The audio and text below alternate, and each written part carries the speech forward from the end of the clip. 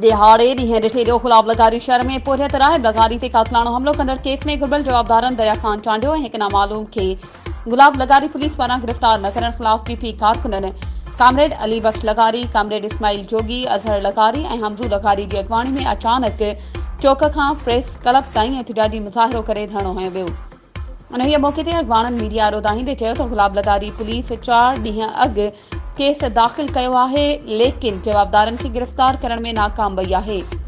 हुननि चयो त जवाबदारनि मां असांखे ख़तरो आहे त हू कंहिं बि वक़्तु खेनि नुक़सानु पहुचाए सघे थो। हुननि पुलिस जे आला अख़्तियारनि खां मुतालबो कंदे घुर कई त जवाबदार खे जल्द खां जल्द गिरफ़्तार कयो वञे, ॿी सूरत में एहतिजाज जो दाइरो वधायो वेंदो। वधीक ख़बरुनि ऐं अपडेट्स जे लाइ असांजे चैनल खे सब्सक्राइब कयो